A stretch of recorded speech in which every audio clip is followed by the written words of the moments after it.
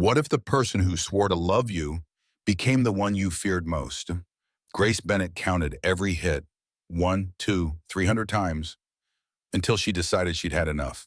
But when her father, a ruthless billionaire she'd run away from, reappears to save her, the story stops being about survival and becomes a masterclass in revenge, justice, and redemption. This is the Bennett Reckoning, a journey from pain to power, from silence to strength. Stay till the end, because every twist will hit harder than the last.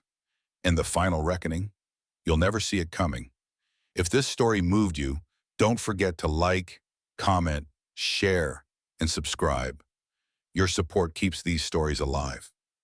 The sound of bone-meeting drywall echoed through the bathroom. "Derek, please, the baby!" Glass shattered somewhere in the bedroom. Grace Morrison's sharp gasp cut through the silence that followed. Then nothing but breathing, heavy, terrified. Grace sat on the cold bathroom tile, 6 months pregnant, cataloging her injuries in the mirror. This wasn't the first time. It wasn't the 20th time. She counted, always counted. Today made 297. 300. I'll leave at 300. That's what I told myself at 100. At 200. God, Grace, you're still here. Her phone buzzed against the sink. Mallory's name lit up the screen with a text message. "Coffee tomorrow? You've been missing in action for weeks." Grace's hands trembled as she typed back. Her first draft read, "Can't. Derek needs me home." She deleted it, knowing how pathetic that sounded even to herself. "Morning sickness," she typed instead. The lie came easier than the truth. She practiced her smile in the mirror. 3 attempts before it looked remotely convincing. Almost like the woman Derek married 3 years ago, the woman who didn't flinch when doors slammed, the woman who believed in fairy tales and second chances. Downstairs, Derek's voice filtered through the floor. He was on a business call, his tone warm and charming as he pitched a multi-million-dollar deal. That voice could sell ice to penguins. That voice had sold Grace on forever. This is the man everyone sees. Millionaire, philanthropist, devoted husband. I used to see him too.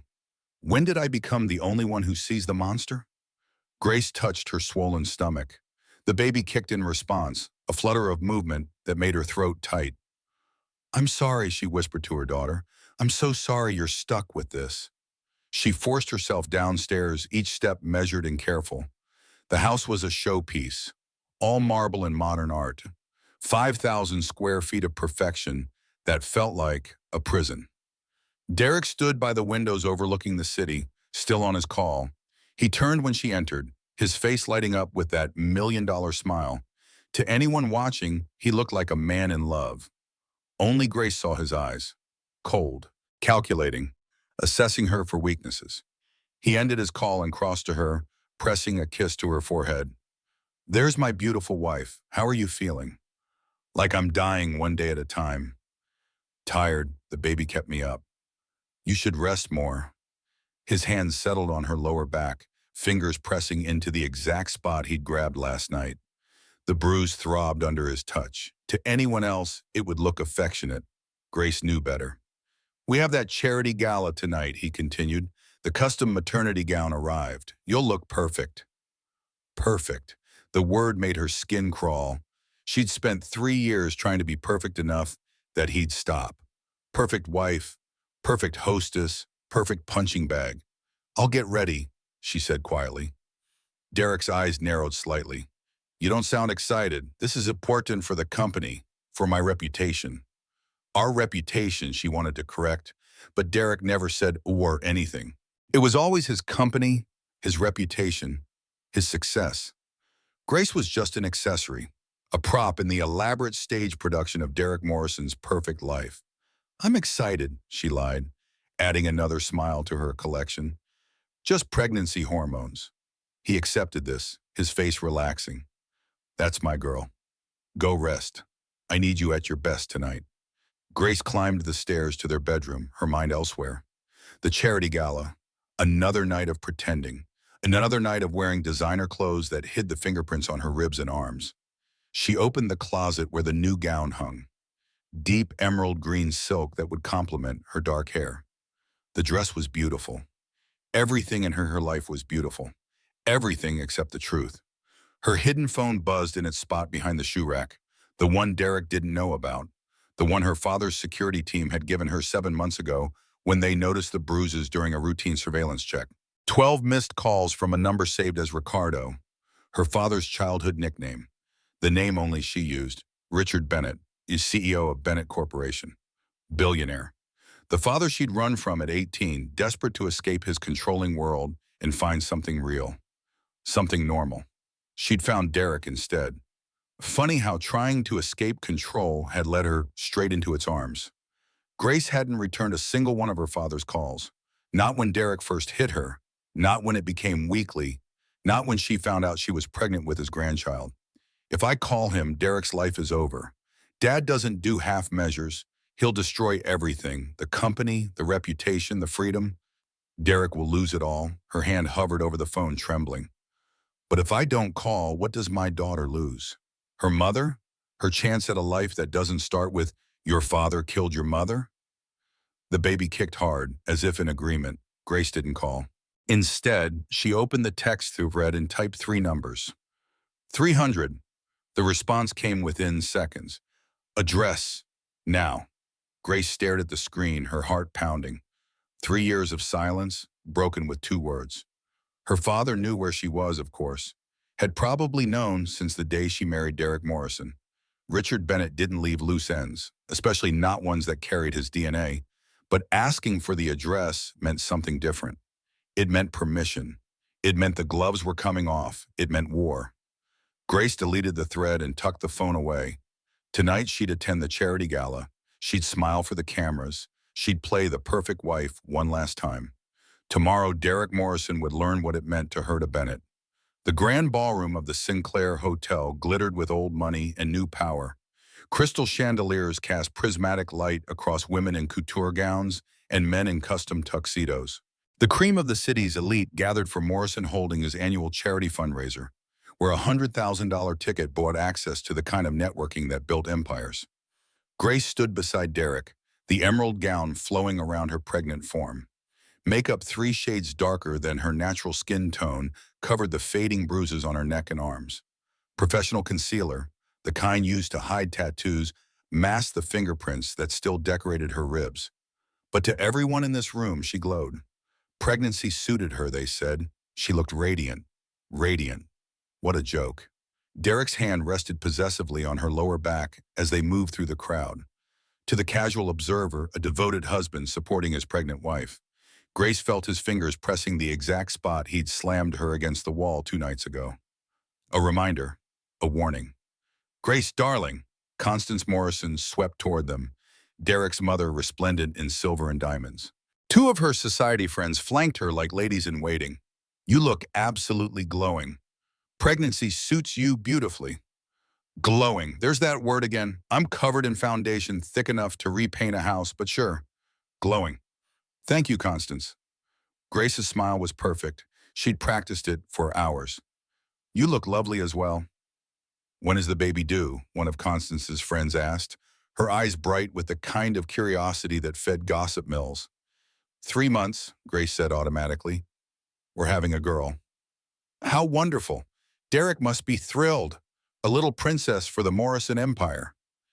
Derek pulled Grace closer, his grip tightening on her waist in a way that made her ribs ache. "Thrilled doesn't begin to cover it. I can't wait to meet our daughter." The word "our" sounded wrong in his mouth, possessive rather than shared, like he was claiming ownership of something that hadn't even been born yet. Constance and her friends drifted away, and Derek steered Grace toward a group of business associates. She recognized Marcus Anderson, Derek's business partner, deep in conversation with 2 other executives.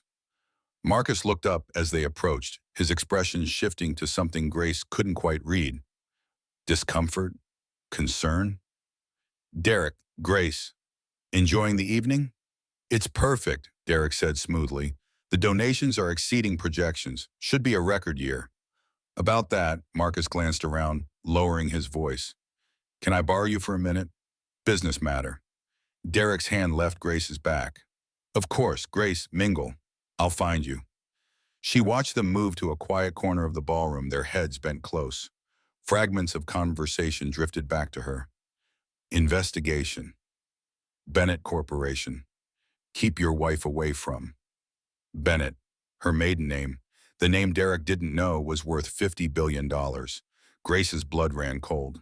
Derek was investigating her? Why? What had triggered his suspicion? She moved closer, pretending to examine a floral arrangement while straining to hear. There's no connection, Derek was saying, his voice tight. I already checked. Grace's maiden name is Bennett. Yes, but she's from Connecticut. Her parents died when she was young. She was a teacher before we married. Net worth zero. It's just a coincidence. If you're sure, Marcus said, though he didn't sound convinced.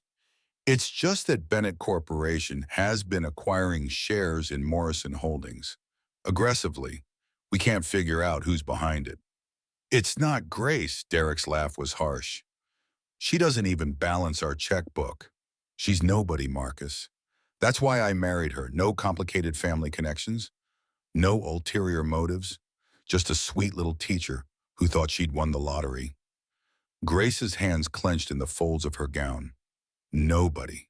That's what he thought of her. What he'd always thought of her.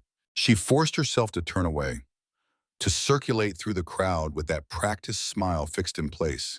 Inside, her mind raced. Derek had investigated her background, tried to connect her to her father, found nothing because Richard Bennett had erased her paper trail the day she turned 18 and begged him to let her live as a normal person. He has no idea who I am, no idea what he's done, no idea what's coming. The evening dragged on. Grace accepted congratulations on her pregnancy, discussed nursery themes, and played the role of devoted wife and mother-to-be, all while her husband's words echoed in her head. Nobody. At midnight, Derek drove them home in silence, the kind of silence that had texture and weight. Grace had learned to read his silences the way meteorologists read storm patterns. This one meant trouble. Who were you talking to? His voice was deceptively casual. Constance and her friends, some other guests. No one in particular. I saw you near Marcus and me. Grace's heart rate spiked, but she kept her voice steady. I was looking at the flowers. They were beautiful. You were listening. I wasn't trying to eavesdrop, Derek. I was just standing there. His hand shot across the center console, grabbing her phone from her lap. Who have you been talking to? No one, just Mallory, like always. Derek scrolled through her messages, his face illuminated by the screen's glow. Grace held her breath. The hidden phone was safe at home, but this phone had to appear normal, innocent. He threw it out the window. Grace watched the device bounce across the highway, shattered plastic glittering in the streetlights. Derek, that had all my contacts, my photos. Now you weren't talking to anyone, he said simply. She counted streetlights as they drove. 1, 2, 3. Breathing techniques she'd learned from the security detail Derek didn't know existed. In for 4, hold for 4, out for 4. This isn't normal. This isn't love. Love doesn't throw your phone out the window at 60 miles per hour. Love doesn't leave fingerprints. They pulled into the driveway of their perfect house. Derek killed the engine but didn't move to get out. I worked very hard to provide this life for you, he said quietly. This house, your clothes, your comfort. All I ask in return is loyalty, respect, and you don't need to even give me that, can you? Derek, I don't know what you think I did. You embarrassed me tonight, lurking around my business conversations like some jealous housewife. Do you have any idea how that looks? I wasn't lurking. I was just... His fist slammed into the dashboard, making her jump. Don't argue with me. God, why do you always have to argue? Grace pressed back against the passenger door, her hands instinctively protecting her stomach. I'm sorry, you're right. I should have been more careful. The apology seemed to mollify him slightly. His shoulders relaxed, and when he looked at her again, the anger had faded to something almost like concern. I just want you to be happy, he said, his voice softening. Don't you want to be happy, Grace? This was the Derek that confused her most, the one who could shift from fury to tenderness in seconds, the one who made her question her own memories. I'm happy, she whispered. Good, let's go inside. You need rest. Grace followed him into the house, every muscle tense. The entry hall was dark except for ambient light from the street. Derek headed for his office without another word, leaving her alone at the foot of the stairs. She stood there for a long moment, one hand on her stomach, feeling her daughter kick and roll. I'm going to get us out, she promised quietly. I swear. Just hold on a little longer. Upstairs, Grace changed into pajamas and crawled into their massive bed. Derek stayed in his office, drinking. She could hear the clink of glass against bottle, the creak of his chair. She waited until his footsteps grew heavy on the stairs, until his breathing deepened into sleep, before she moved. The hidden phone was in her closet, tucked behind the shoeboxes. She pulled it out, the screen lighting up with notifications. 14 missed calls from Ricardo now. Multiple text messages. The most recent one sent an hour ago. Gracie, your text said 300. My team says you were at a charity gala tonight. Morrison Holdings event. I'm not waiting anymore. Tomorrow morning, 9 a.m., I'm at your door whether you want me there or not. Daddy's coming. Grace's hands shook as she read the message. 13 years since she'd heard her father's voice. 13 years since she'd screamed that she'd never be Richard Bennett's daughter. Never live under his control, never let him buy her life. She'd been 18. Stupid, righteous, determined to make it on her own. Now she was 30, broken, desperate, and finally ready to admit she needed help. She typed back a single word. Okay. The response was immediate. Thank God. Grace deleted the thread and hid the phone again. Tomorrow, everything would change. Tomorrow, Derek Morrison would learn that the nobody he married was actually somebody. Tomorrow, the Bennett family would go to war. She lay back down beside her sleeping husband, staring at the ceiling, counting in her head. 297 incidents survived. 3 more days until the baby's next ultrasound. 14 weeks until her due date. And approximately 9 hours until her father arrived to burn Derek's perfect life to the ground. Grace closed her eyes and counted her breaths. 1, 2, 3. For the first time in years, she felt something other than fear. She felt hope. Morning arrived with pale sunlight filtering through gauze curtains. Grace woke to an empty bed. Derek sighed cold. The smell of coffee drifted up from the kitchen, which meant he'd been up for hours. She showered carefully, avoiding the tender spots on her ribs. The hot water felt like forgiveness she didn't deserve yet. When she finally went downstairs, Derek sat at the kitchen island with his laptop and phone, already dressed in one of his custom suits. Morning, beautiful. His smile was genuine, the anger from last night apparently forgotten. Or filed away for later use. How'd you sleep? Like I was waiting for an axe to fall. Fine, you? Great, I've got meetings all morning, then lunch with the board. I'll probably be home late. He stood, kissing her forehead. Take it easy today. Rest. You look tired. Because your fists are exhausting to dodge. I will. He grabbed his briefcase and keys. Oh, and Grace, I'm having a new phone delivered for you today. Should be here by noon. Same number. All your contacts backed up from the cloud. See? I take care of you. He left before she could respond, the garage door rumbling closed behind his car. Grace stood in the kitchen, alone in 5,000 square feet of silence.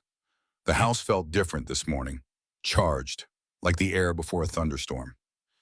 8:45. Her father would arrive in 15 minutes. She made herself tea she didn't drink and sat in the living room watching the street through the front windows. At 8:57, a black town car pulled up to the curb. Not a limousine, nothing ostentatious, just an expensive sedan that whispered money rather than shouting it. The rear door opened. Richard Bennett stepped out, and Grace's breath caught. 13 years had aged him. Gray threaded through hair that had been dark brown. Lines mapped his face where smooth skin had been, but his posture was the same, military straight, and his eyes, when they found the house, were the same sharp blue she remembered. Those eyes that could read a balance sheet and a person's soul with equal accuracy. He didn't come to the door immediately. Instead, he stood beside the car, just looking at the house, at her prison disguised as paradise. Grace's hand went to her stomach. The baby kicked, as if sensing the importance of this moment. Finally, Richard started up the walk. Grace met him at the door before he could knock, not wanting Derek's security cameras to catch this on film. They stood facing each other across the threshold, father and daughter, billionaire and abuse victim, past and present colliding. "Hi, Dad," Grace whispered. Richard's jaw worked. When he spoke, his voice was rough. "May I come in?" She stepped aside. He entered the house, his gaze sweeping the space with the efficiency of someone who assessed value and weakness in seconds. Grace saw him note the expensive furniture, the original art, the gleaming marble floors. Then he looked at her. Really looked. She saw the exact moment he cataloged the fading bruise on her cheekbone beneath makeup, the way she held herself, favoring her left side, the defensive posture, arms crossed over her stomach, his hands curled into fists. "How long?" His voice was gravel and broken glass. "Does it matter?" "How long?" Grace swallowed. 3 years, since 6 months into the marriage. She watched her father process this. Watched the calculation happen behind those sharp eyes. 3 years of her suffering. 3 years of him not knowing. 3 years he couldn't get back or fix. "And you didn't call. You would have killed him." "I'm going to kill him now." "Dad." "Not literally," Richard's voice was ice. "Worse. I'm going to erase him, Grace. By the time I'm done, Derek Morrison won't exist in any way that matters. Not his company, not his reputation, not his freedom. He'll be a cautionary tale." Grace wanted to argue, wanted to say that revenge wouldn't fix anything. But looking at her father's face, she saw something that made her throat tight. Pain. Pure, devastating pain that her suffering had caused him. "I don't want you to do this for revenge," she said quietly. Richard crossed to her, stopping just short of touching, as if afraid she might break. "I'm not doing this for revenge, Gracie. I'm doing it for justice. There's a difference. Revenge is hot, fast, stupid. Justice?" His smile was terrifying. "Justice is cold, slow, permanent, and I've been perfecting it for 40 years. "How did you even know? About Derek, I mean. About what he's been doing. You think I'd let my only child disappear into the world without protection?" Richard's expression softened slightly. "When you insisted on erasing your identity, on living as a normal person, I respected that, but I never stopped watching. Low-key surveillance. Just enough to know you were safe. When you married Morrison, I dug into his background. Clean on paper. Seemed legitimately in love with you. So I backed off, let you have your normal life." He paused and his voice hardened. "Then 7 months ago, my security chief noticed bruising during a routine surveillance check. You were coming out of a doctor's office and your sleeve wrote up, fingerprint bruises around your wrist. After that, I stationed a full detail on you. They've been documenting everything." Grace felt the blood drain from her face. "Everything?" "Every injury, every hospital visit you tried to hide. Every time that bastard raised his hand to you." Richard's jaw clenched. "They asked permission to intervene multiple times. I said no. Because forcing you to leave would make me no better than him. You had to choose. I just made sure that when you were ready, you'd have options." Tears burned Grace's eyes. "I'm sorry. I'm so sorry I ran from you, that I said all those horrible things." "Stop." Richard finally closed the distance between them, pulling her into a careful hug that minded her injuries. "You were 18. You wanted independence. There's no apology needed for that. And you're here now. That's what matters." Grace let herself lean into her father's embrace for the first time in 13 years. He smelled like expensive cologne and old books, exactly as she remembered. "I'm scared," she admitted. "Derek's not going to just let me leave. He'll fight. He'll make it ugly." "Let him." Richard's voice vibrated through his chest. "I've been preparing for this fight since the day my team spotted the first bruise. He has no idea what's coming." A car door slammed outside. Grace jerked back, her heart racing. "He's not supposed to be home," she said, panic rising. "He said meetings all morning." "It's not him." Richard moved to the window. "It's my attorney and your friend Mallory." "Mallory?" Grace's confusion must have shown on her face. "We need to talk about that too." The doorbell rang.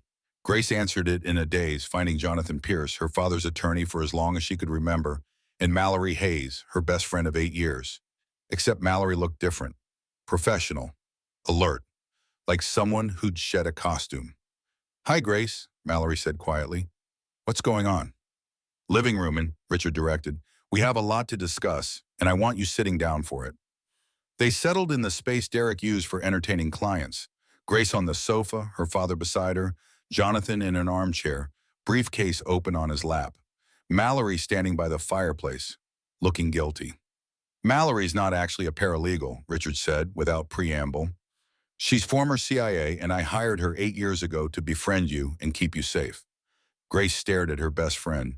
8 years of lunches and late-night conversations and shared secrets. "You've been spying on me?" "Protecting you," Mallory corrected. "Your father asked me to stay close, make sure you were okay. I was supposed to be subtle surveillance. Then you married Morrison, and within months, I was watching him hurt you and not being able to do anything about it without blowing my cover. Do you have any idea how hard it was to sit there and listen to you make excuses for him? To bring you ice cream after bad nights and not tell you the truth?" "What truth?" "That your father had a plan, that we were gathering evidence, that the second you were ready to leave, we'd make sure Morrison never hurt anyone again." Grace processed this slowly. Every coffee date, every shopping trip, every time Mallory had just happened to show up at the right moment, none of it had been coincidence. "I should be angry," Grace said finally. "You have every right to be," Mallory agreed. "But I'm not. You stayed, even when I pushed you away, even when I lied about being fine. You stayed." Grace's voice cracked. "Thank you." Mallory's expression crumpled with relief. "I'm going back to the CIA after this is done, but I'll visit often. Your daughter needs a badass aunt." "She really does." Jonathan cleared his throat. "As touching as this is, we have a timeline. Derek Morrison will realize something's wrong soon. We need to move fast." He pulled documents from his briefcase, spreading them across the coffee table. Grace recognized Morrison Holdings' financial reports, legal documents, photographs. "Your father has been preparing for this day for 3 years," Jonathan said. "Since the first incident. Here's what we have." Jonathan Pierce arranged documents with the precision of a master chess player setting up a board. Each paper represented a move against Derek Morrison. Each photograph was evidence of a crime. Together they formed an arsenal. "Let's start with the corporate structure," Jonathan said, sliding a report toward Grace. "Morrison Holdings. Valuation $800 million. Your husband inherited it from his father 10 years ago and expanded through aggressive acquisitions. On paper, he owns 78% of company shares." "On paper," Richard repeated. "But paper lies." Jonathan pulled up a complex spreadsheet on his tablet. For the past 3 years, Richard has been acquiring Morrison Holdings shares through 23 different shell corporations. Slowly, carefully, never enough to trigger disclosure requirements. Each purchase was under 5%, spread across multiple entities, all legally obscured. Grace stared at the numbers. "How much do you own?" 42%, her father said calmly.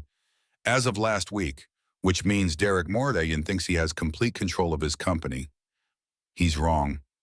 The implications hit Grace like a physical blow. "You've owned almost half his company for 3 years, since the abuse started?" "I told you I don't leave my daughter unprotected." Richard's voice was steel. "The moment my team flagged the first hospital visit you tried to hide, I started buying.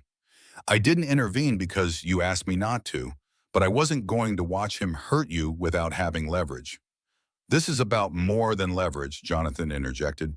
"This is about systematic destruction of Derek Morrison's life, starting with his company, his reputation, and ending with his freedom." He spread out 3 folders. Phase 1, financial destruction. Richard calls an emergency shareholder meeting, reveals his 42% stake, and proposes a vote of no confidence in Derek as CEO. With Richard's shares plus the board members that we've been cultivating, that's a 61% majority. Derek gets removed from his own company. Grace's head spun. You've been cultivating board members? For 2 years, Richard confirmed. Quiet conversations, strategic investments in their other ventures, building trust. They don't know why yet. But when I show them the evidence of what Derek's been doing to you, they'll vote our way. Some because it's right, others because being on my bad side is career suicide. Jonathan moved to the second folder. Phase 2, legal destruction. We have medical records from Dr. Ellen Sawyer documenting 3 years of injuries. We have photographic evidence from Richard's security detail. We have Mallory's witness testimony. We have Derek's own employees willing to testify about his temper and controlling behavior toward you. His employees? I interviewed them, Mallory said. Your husband wasn't subtle. His assistant has seen him scream at you over the phone. His driver has witnessed arguments. His housekeeper found blood on towels you tried to hide. They were all too scared of him to speak up. But they'll testify if it means stopping him. The third folder was thickest. Phase 3, social destruction. Richard owns controlling interest in 3 major media outlets and has relationships with a dozen more. When this breaks, it breaks everywhere simultaneously. The millionaire philanthropist revealed as an abuser. His perfect marriage exposed as a nightmare. His reputation destroyed beyond repair. Grace felt sick. This is going to be public? Everyone's going to know? Everyone's going to know that you're a survivor, Richard corrected. Everyone's going to know that Derek Morrison is a monster who hid behind charm and money. The narrative will be about your strength, not his violence. There's a fourth phase, Jonathan said quietly. Derek's mother. Constance? Grace frowned. She worships Derek. She'll never believe he hurt me. She'll believe the evidence. Richard's expression was grim, and she'll turn on him to save herself. I've already had preliminary conversations with her attorney, shown him a preview of what's coming. Constance Morrison cares about 3 things: money, status, and her place in society. If she stands by Derek, she loses all 3. But if she testifies against him, admits she suspected but didn't want to see it, shows remorse, and becomes an advocate for domestic violence awareness, she gets to keep her social position. That's manipulation, Grace said. That's leverage. There's a difference. Jonathan closed his folders. Derek Morrison will be given one chance to handle this quietly. Resign from the company. Surrender all marital assets. Enter a monitored rehabilitation program. Accept a restraining order. Never contact Grace or the baby again. In exchange, we keep the criminal charges minimal in the media coverage contained. He won't take it, Grace said with certainty. Derek doesn't lose, ever. He'll fight. I'm counting on it. Richard's smile was cold. Because when he fights, we destroy him completely. Not just financially or legally. We erase him from every professional network, every social circle, every opportunity. By the time we're done, Derek Morrison will be radioactive, unemployable, unmarketable, a cautionary tale. Grace looked at the documents spread across the table. 3 years of preparation. 3 years of her father watching, planning, building a case so airtight that Derek couldn't escape. Part of her felt relieved. Another part felt guilty. This feels like overkill, she admitted. Good. Richard leaned forward. Because he hit you 300 times, Grace. 300 times he decided his anger was worth more than your safety, than your daughter's life. I could do this 300 times over, and it still wouldn't be enough. Your father's right, Mallory added. Men like Morrison don't stop. They escalate. Yesterday he hit your pregnant stomach. What happens next time? What happens when the baby's born and crying keeps him awake? What happens when she's a toddler and spills juice? What happens when she's a teenager and talks back? The words hit Grace like ice water. She'd been so focused on surviving day to day that she hadn't thought about the future, about her daughter growing up in this house, learning from Derek that love looked like control, that marriage meant fear. No, Grace said, her voice hardening. She doesn't grow up like that. She doesn't learn those lessons. Then we proceed? Jonathan asked. Grace touched her stomach, feeling her daughter kick. Strong, innocent. We proceed. Why? Richard made calls from Derek's home office, commandeering the space with the ease of someone who owned rooms by walking into them. Grace listened as he spoke to board members, attorneys, journalists. Each conversation was brief, professional, devastating. Emergency shareholder meeting, tomorrow at 2 p.m. I'll need you to review these medical records and prepare testimony. The story breaks Friday morning, all outlets simultaneously. It was like watching a military general coordinate an invasion. Because that's what this was. War. Mallory joined Grace in the kitchen while the men worked. How are you holding up? I don't know. Grace made tea she still wouldn't drink. Part of me feels relieved. Part of me feels guilty. Is that crazy? It's normal. You loved him once. Or you thought you did. Grief is complicated, even when the person deserves what's coming. When did you know? Grace asked. About Derek, I mean. When did you realize he was hurting me? Mallory was quiet for a moment. 6 months into your marriage. We met for coffee and you were wearing a turtleneck in July. You said you were cold, but I saw the edge of a bruise on your neck when you reached for your cup. I reported it to your father immediately. And you stayed friends with me for 3 years, watching it happen. It was the hardest thing I've ever done. Mallory's voice was raw. I'm trained for combat, hostage situations, intelligence gathering. But sitting across from you while you made excuses for him, while you smiled and pretended everything was fine, that broke me in ways bullets never did. Grace set down her teacup. I'm sorry I put you through that. Don't apologize for being a victim, Grace. That's exactly what he wants you to do. Mallory grabbed Grace's hand. You survived. You protected your baby. You got out. That's what matters. Richard appeared in the doorway. The meeting's set.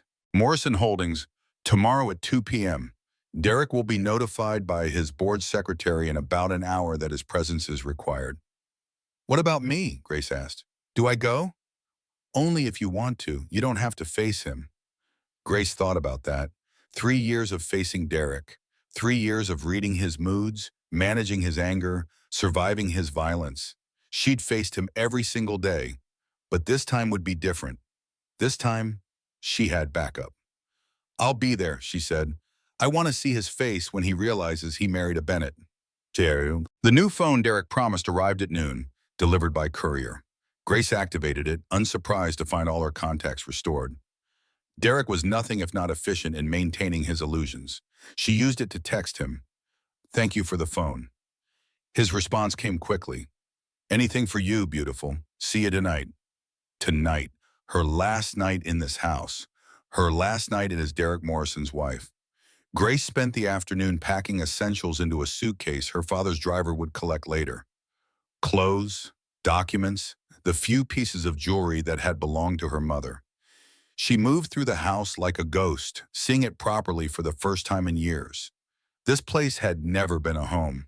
It had been a showroom, a stage set for Derek's perfect life performance. She felt nothing leaving it behind. At 6 p.m., Derek's car pulled into the garage. Grace was in the kitchen, making dinner she had no intention of eating. He came in looking troubled, his usual confidence cracked slightly. Weird day. I got notified about an emergency shareholder meeting tomorrow. No agenda, just that my presence is required. That is weird, Grace said mildly. Do you know what it's about? No idea. Probably some investor wants to make noise about quarterly earnings. He loosened his tie. How was your day? Plotting your destruction with my billionaire father you don't know exists. Quiet, I rested like you said.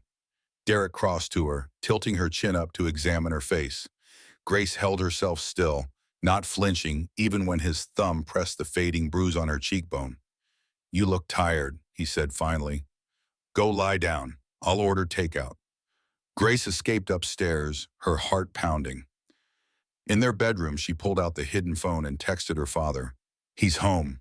I'm safe. See you tomorrow. Richard's response. I'll have a car here at 7 a.m. Don't let him suspect anything. I won't. Grace deleted the thread and hid the phone again. Then she lay on the bed, one hand on her stomach, and counted down the hours until freedom. Tomorrow, Derek Morrison's perfect world would collapse. Tomorrow, Grace Bennett would reclaim her name and her life. Tomorrow, justice would finally arrive. Grace woke at 5 a.m., Derek still asleep beside her as she slipped out of bed carefully, moving through her morning routine as if this were any other day. Shower, makeup, a professional dress that hid her pregnancy while projecting confidence. She looked at herself in the bathroom mirror and barely recognized the woman staring back. Not because of the bruises, which had mostly faded, but because for the first time in 3 years, her eyes held something other than fear. They held determination. Derek was already in the kitchen when she came downstairs, coffee in hand, scrolling through his phone. He looked up, frowning slightly. "You're dressed up. I have a doctor's appointment. Remember? The ultrasound we scheduled." The lie came smoothly. Grace had become an expert liar during her marriage. Derek had demanded it. "Right, do you need me to come?" "Please say no. You have that shareholder meeting. I'll be fine." Relief crossed his face. "Text me pictures of the baby." "I will." He kissed her forehead and grabbed his briefcase. "I love you, Grace." The words felt like ash in the air between them. Grace forced a smile. "Love you too." She watched him drive away, counting down minutes. At 6:45, her father's town car appeared. Not the driver from yesterday, but a woman in her 40s, professional and alert. "Mr. Bennett, I'm Sarah, part of your father's security team. I'll be taking you to the estate." Grace grabbed her purse and left her prison disguised as a mansion for the last time. The Bennett estate sat 30 miles outside the city, hidden behind old-growth trees and sophisticated security.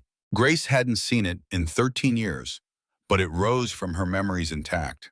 Stone and glass, modern architecture blending with natural landscape. Her mother had designed it before she died. Sarah pulled up to the main entrance where Richard waited.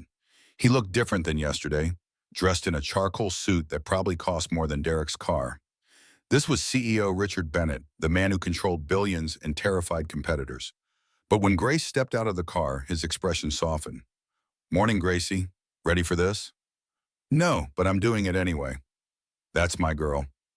Inside, the house was exactly as she remembered and completely different. Her childhood bedroom remained untouched, a time capsule of teenage rebellion and younger hopes. But next to it, a fully equipped nursery had been installed. Crib, changing table, rocking chair, shelves of books. "How long has this been here?" Grace asked, her throat tight. "I started building it the day your security detail confirmed you were pregnant," Richard said simply. "I hoped you'd come home." Grace traced her fingers over the crib rail. White wood, solid construction, perfectly safe. "I wasted so much time." "You took the time you needed. There's a difference." Mallory appeared in the doorway, dressed in tactical gear that made her look like someone from an action movie. "Car's ready when you are. Jonathan's already at Morrison Holdings prepping the conference room." "Why are you dressed like that?" Grace asked. "Because we're not taking chances with your safety. From this moment forward, you have a full security detail. Derek Morrison is about to lose everything. Desperate men do desperate things." Grace had never considered that Derek might try to hurt her as retaliation. The thought made her blood run cold. "He wouldn't," she started. "He hit you while you were 6 months pregnant," Richard cut in. "He absolutely would. Which is why you're not going anywhere without protection." The weight of her situation settled more heavily. This wasn't just about leaving Derek or reclaiming her identity. This was about survival, about making sure her daughter had a mother. They drove to Morrison Holdings in a convoy.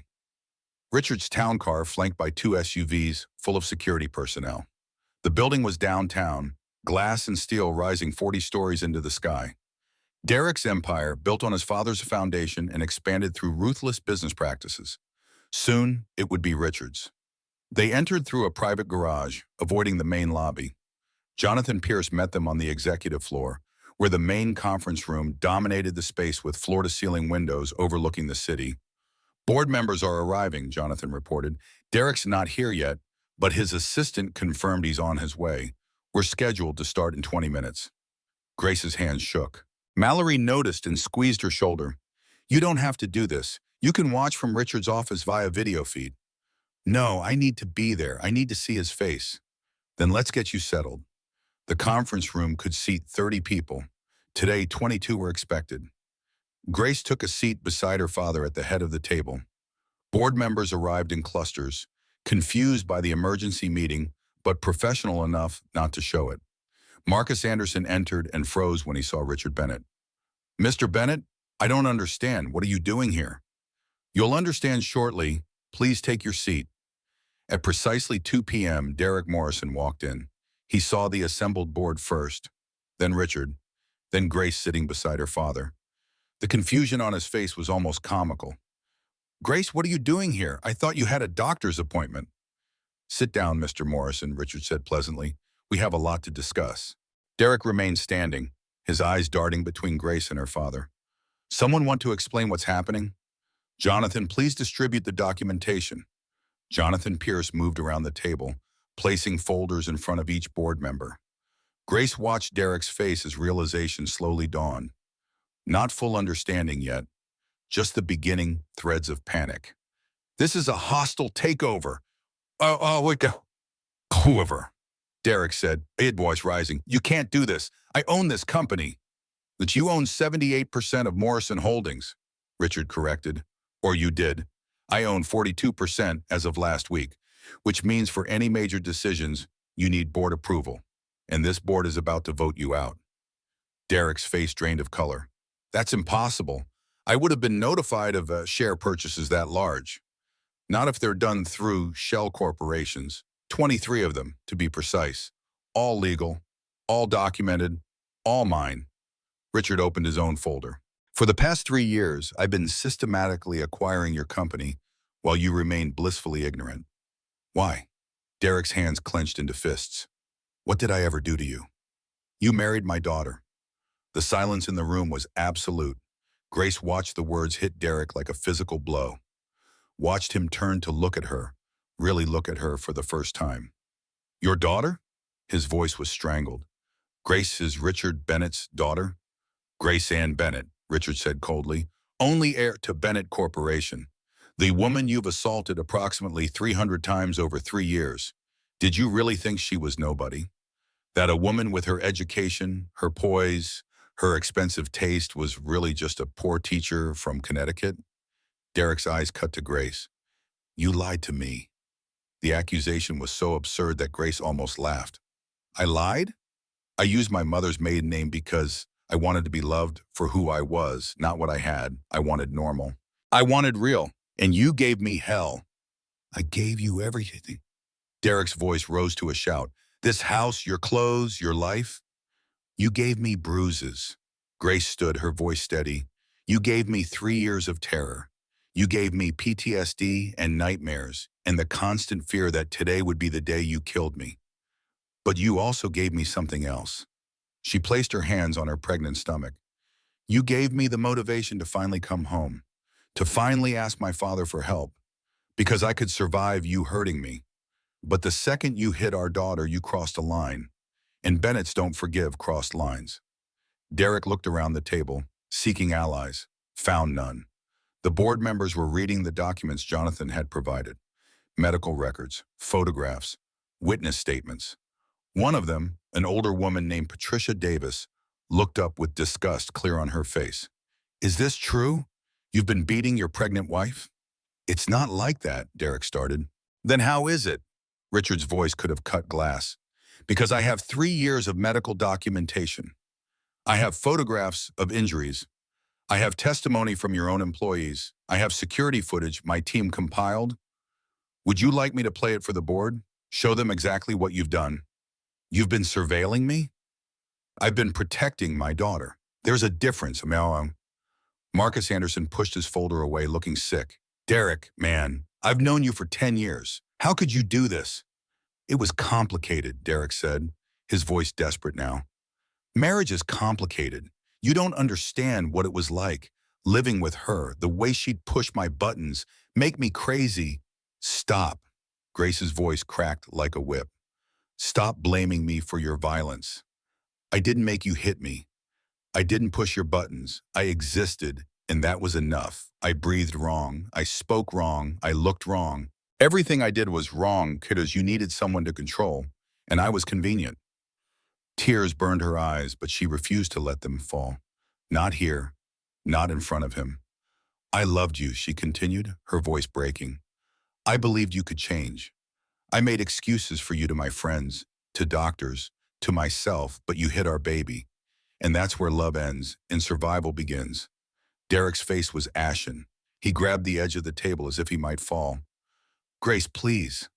I'm sorry. I'll get help. I'll do anything. Just don't let him take everything from me.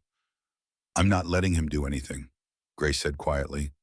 I'm asking him to. Richard stood, commanding the room's attention. The board will now vote on Derek Morrison's removal as CEO effective immediately. All in favor? Every hand went up, including Marcus Anderson. It's unanimous, Richard said with satisfaction. Mr. Morrison, you're fired from your own company. Security will escort you from the building. You have 1 hour to clean out your personal effects under supervision. Derek lunged across the table toward Grace. You bitch! You lying, manipulative... He didn't finish. Mallory appeared from her position by the door, intercepting him with professional efficiency. In seconds, Derek was face down on the conference table, his arm twisted behind his back. I wouldn't finish that sentence if I were you, Mallory said pleasantly. Threatening witnesses is a crime. Security guards flooded the room. They pulled Derek upright, his face red with rage and humiliation. This isn't over, he spat at Grace. I'll fight this. I'll destroy you. You already tried that, Grace said softly, for 3 years. But I'm still here, and you're the one being dragged out. They removed Derek from the conference room, his shouting echoing down the hallway until it faded to nothing. Grace sat down heavily, her legs shaking. The board members filed out in stunned silence, leaving Grace, Richard, Jonathan, and Mallory alone. Well, Jonathan said dryly, that went as expected. Grace looked at her father. What happens now? Now we move to phase 2, legal destruction. By the end of today, Derek Morrison will be arrested on multiple counts of domestic violence and assault. By the end of the week, his name will be synonymous with everything wrong with wealthy men who think money buys them immunity. He'll fight it, Grace said again. Let him. The more he fights, the worse it gets for him. Richard pulled out his phone. I'm calling the district attorney. We're filing charges immediately. Grace watched her father work, making calls and coordinating with attorneys. This man had built a $50 billion empire through intelligence, strategy, and absolute ruthlessness when necessary. And he'd turned all of that power toward protecting her. Thank you, she whispered. Richard paused his call. For what? For waiting. For not forcing me to come home before I was ready. For watching from the shadows and catching me when I finally fell. That's what fathers do, Gracie. His voice was rough. We catch our children when they fall, even when they don't want to be caught. The police station smelled like stale coffee and institutional disinfectant. Grace sat in a private conference room, flanked by her father and Jonathan Pierce, giving her statement to Detective Sarah Williams, a woman in her 50s with kind eyes and a no-nonsense demeanor. Walk me through the first incident, Detective Williams said gently. Take your time. Grace took a breath. She'd practiced this, knew exactly what to say. But speaking the words out loud to a police officer made everything horrifyingly real. 6 months into our marriage, Derek came home from work, stressed about a deal that fell through. I asked if he was okay, and he shoved me against the kitchen counter. Hard enough that I bruised my hip. He apologized immediately, said it was an accident, that he didn't mean to push me that hard, sent flowers the next day. And you believed him. I wanted to believe him. I thought it was a one-time thing, stress, bad timing. I thought if I was more supportive, more understanding, it wouldn't happen again. Detective Williams nodded, writing notes. When was the second incident? 3 weeks later. I'd bought the wrong brand of coffee. He threw the cup against the wall, coffee everywhere. Then he grabbed my arm and said I needed to pay more attention. That little things mattered. I had fingerprint bruises for a week. The questioning continued for 2 hours. Grace detailed every incident she could remember. The escalation from pushes to slaps to closed fists. The way Derek would apologize and promise to change, then repeat the pattern days or weeks later. The isolation from friends, the control over her phone and finances. Sawyer arrived halfway through to provide medical testimony. She'd brought 3 years of records documenting Grace's injuries. Mrs. Morrison came to my office 17 times in 3 years, Dr. Sawyer said, her voice tight with suppressed anger. Each time with injuries consistent with physical assault, bruised ribs, sprained wrist, facial contusions. I asked about domestic violence every single visit. She denied it every time, but the pattern was unmistakable. Why didn't you report it? Detective Williams asked. Because mandatory reporting requires reasonable suspicion, and my patient was an adult who denied abuse. I documented everything meticulously and gave her resources, but I couldn't force her to leave.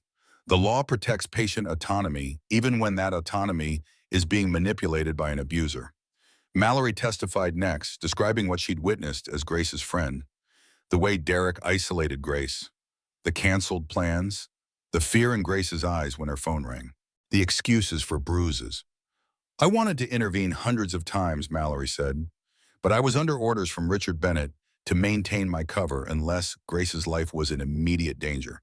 The goal was to document everything so that when she was ready to leave, we had an airtight case. By the time they finished, it was 7 p.m. Grace felt wrung out, every word she'd spoken taking pieces of her with it. Detective Williams closed her notebook. Ms. Bennett, this is one of the most well-documented abuse cases I've seen in my career. With the medical records, witness testimony, and photographic evidence from your father's security team, we have everything we need for multiple felony charges. How many charges? Richard asked. Assault, battery, domestic violence with special circumstances due to the pregnancy, child endangerment for the incidents after Ms. Bennett became pregnant. We're looking at substantial prison time if convicted. When will you arrest him? Jonathan asked. Tonight. I've already obtained a warrant. Derek Morrison will be in custody within the hour. Grace's hands shook. This was really happening. Derek would be arrested, charged with crimes, face trial, possibly go to prison. Part of her felt relief. Another part felt terrified of his retaliation. What about bail, she asked, when we'll argue for high bail or denial given the severity of the charges and his financial resources. He's a flight risk, but ultimately, that's up to the judge. They left the station as the sun set.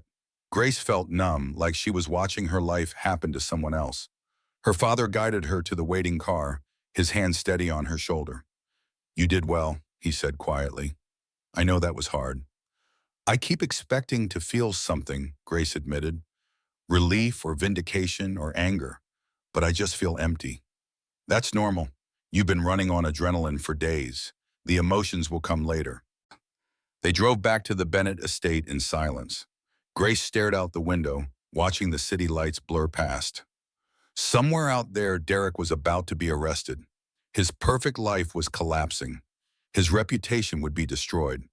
She tried to feel sorry for him, tried to find some remaining ember of the love she'd once felt, found nothing but ashes. The Bennett estate felt like a sanctuary after the police station. Grace's childhood bedroom had been refreshed with new linens and fresh flowers. Someone had laid out comfortable clothes and pregnancy-safe toiletries. She showered for an hour, trying to wash away the feeling of Derek's hands on her, the memory of his fists, the echo of his voice screaming threats at the shareholder meeting. When she finally emerged, Mallory was waiting with food. Richard thought you might be hungry. Nothing heavy, just soup and bread. I don't think I can eat. Try anyway. The baby needs nutrition even when you're stressed. Grace forced down half the soup, each spoonful tasting like cardboard. Mallory sat with her, not pushing conversation, just being present. Do you ever get used to it? Grace asked finally. The fear? The fear from abuse? No, you learn to manage it, to function despite it, but it doesn't go away completely. That's why therapy's important.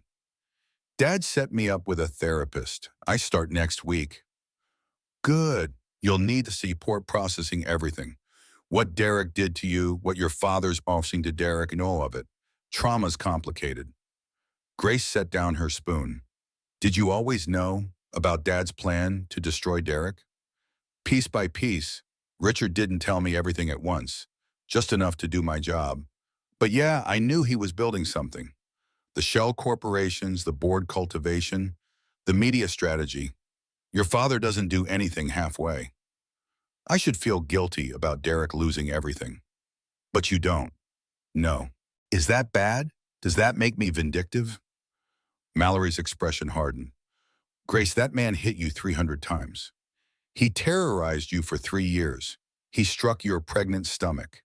You're allowed to not feel guilty about consequences he brought on himself. Women are supposed to be forgiving, compassionate, turn the other cheek. Women are supposed to be whatever they want to be, including survivors who refuse to coddle their abusers. Forgiveness is for you, not him. And you get to decide if and when you're ready for that. No one else. A knock on the door interrupted them. Richard entered, his expression grim. Derek's been arrested. He resisted, which added charges. Currently in holding pending arraignment tomorrow morning. How did he react?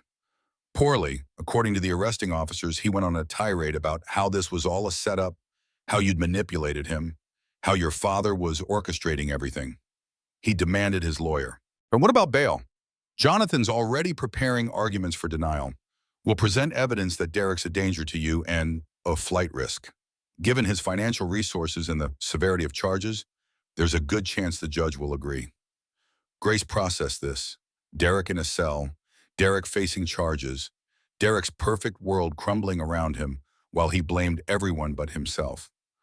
What about Constance, she asked, his mother? She'll be informed tonight. Jonathan's team has already approached her attorney with the evidence. She'll have a choice to make. She'll defend him. She always defends him. Maybe, or maybe when faced with photographs of what her son did to you, she'll realize she raised a monster. Richard's voice was cold. Either way, we're prepared. Grace spent a restless night in her childhood bedroom, dreams mixing with memories. She woke repeatedly, checking her phone, half expecting Derek to have somehow escaped and tracked her down. But the night passed quietly. Dawn came soft through gauze curtains, birdsong replacing the silence of the Morrison house. At 8 a.m., Jonathan called. Arraignments at 10, Derek's requesting bail, claiming he's not a flight risk. We're presenting counter evidence. Can I be there? That's not advisable. It could be emotionally difficult. I don't care. I want to see it. Richard appeared in her doorway. If you're sure. I'm sure. I spent 3 years afraid of Derek. I'm not hiding now. They arrived at the courthouse an hour before the hearing. Media had already gathered, news crews with cameras and reporters with microphones. Grace's heart sank. How do they know, she asked. They don't. Not the full story, just that Derek Morrison, Millionaire CEO, was arrested on domestic violence charges. The details will break later. Richard guided her through a side entrance. We're controlling the narrative, but we can't control curiosity. The courtroom was smaller than Grace expected. Wooden benches, a judge's bench, the defendant's table. Derek sat beside his attorney, dressed in a rumpled suit from yesterday. He looked terrible, exhausted and angry and desperate. His eyes found Grace immediately. The hate in his gaze made her flinch. Then he smiled, that cold, calculating smile she knew so well. The judge entered. All rise. The Honorable Judge Margaret Thornton presiding. Judge Thornton was a woman in her 60s, with steel gray hair and an expression that suggested she'd seen everything and been impressed by nothing. She reviewed the case file while everyone waited in tense silence. Mr. Morrison, you're charged with 3 counts of felony assault, 2 counts of domestic battery, and 1 count of child endangerment. How do you plead? Derek stood. Not guilty, Your Honor. Bail hearing. Prosecution? The assistant district attorney rose. Your Honor, the state requests bail be denied. Mr. Morrison poses a significant danger to the victim, who is 6 months pregnant with his child. He has substantial financial resources and international connections, making him a flight risk. We have documented evidence of 3 years of systematic abuse, including an incident just days ago where he struck the victim's pregnant stomach. Derek's attorney jumped up. Your Honor, my client has deep ties to this community. He's a respected businessman, a philanthropist, a family man. These allegations are exaggerated by a hostile ex-wife and her wealthy father who's orchestrating a corporate takeover. Mr. Morrison is not a flight risk and deserves the opportunity to defend himself from freedom. Judge Thornton looked at Grace. Is the victim present? Grace stood, her legs shaking. Yes, Your Honor. Ms. Bennett, do you fear for your safety if Mr. Morrison is released? Every eye in the courtroom turned to her. Grace met Derek's gaze and saw the warning there. The threat. The promise of retaliation. She lifted her chin. Yes, Your Honor. I'm terrified of what he'll do if he's released. Your Honor, she's being coached by... Derek's attorney started. I'm not finished. Judge Thornton's voice cut through the room like a blade. I've reviewed the medical records. I've seen the photographs. I've read the statements from witnesses, including Mr. Morrison's own employees. This is one of the most disturbing cases I've seen in 30 years on the bench. She turned to Derek. Mr. Morrison, bail is denied. You'll remain in custody pending trial. We'll reconvene in 30 days for preliminary hearings. The gavel came down. Derek exploded. This is bullshit. You can't do this. I have rights. That bitch is lying. Her father's buying everyone. This whole thing is a setup. Guards moved in, restraining him.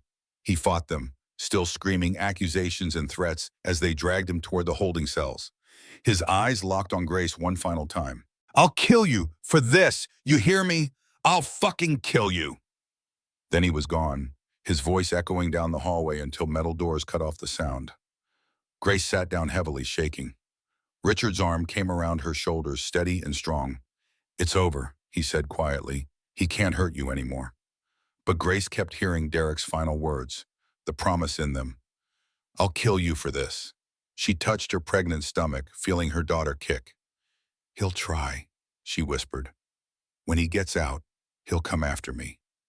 Then we make sure he never gets out, Richard said grimly. Or if he does, that he knows exactly what will happen if he comes near you again. They left the courthouse through the same side entrance, avoiding the media circus outside. But Grace saw the headlines already forming. Millionaire CEO denied bail. Domestic violence charges. Pregnant wife. Her story was about to become public. Soon, everyone would know. The story broke at 6 a.m. Friday morning, exactly as Richard had planned. Simultaneously across 3 major news outlets he controlled and a dozen more who'd been fed exclusive details. Millionaire philanthropist Derek Morrison faces multiple felony charges for abuse of pregnant wife. Grace watched the coverage from her father's estate, coffee growing cold in her hands. The media had everything. Medical records, witness statements, photographs carefully selected to show injuries without being gratuitous. And they had her name. Grace Ann Bennett, daughter of billionaire CEO Richard Bennett, who'd lived under an assumed identity for years only to end up trapped in an abusive marriage. Her phone exploded with messages, old friends from high school, college acquaintances, people she hadn't spoken to in years, all reaching out with shock and support. You should turn that off, Mallory suggested. The attention's only going to get worse. I need to see it. I need to know what people are saying. What people were saying was surprisingly supportive. The narrative Richard had crafted was working. Grace wasn't being portrayed as a gold digger or opportunist. She was a domestic violence survivor who'd hidden her identity seeking normal love and found a monster instead. Derek's reputation was being systematically destroyed. Former business associates came forward with stories of his temper. Employees described his controlling behavior. The carefully constructed image of Derek Morrison, perfect husband and philanthropist, crumbled under scrutiny. But there was backlash too. Online comments questioned why Grace had stayed so long, why she'd married him in the first place, whether she was using her father's money to punish Derek for a bad marriage. People are idiots, Mallory said, reading over Grace's shoulder. Don't read the comments. Nothing good ever comes from reading comments. Someone said I'm just as bad as Derek because I'm using my father's wealth and power to destroy him. Grace's voice was tight. That this is abuse too. That's not abuse. That's consequences. Derek had every opportunity to not hit you. He chose violence 300 times. Your father choosing to hold him accountable isn't the same thing. But what if they're right? What if I'm being vindictive? Richard entered the room, newspaper in hand. Grace, look at me. Derek Morrison terrorized you for 3 years. He hit you while you were pregnant. He threatened to kill you in open court.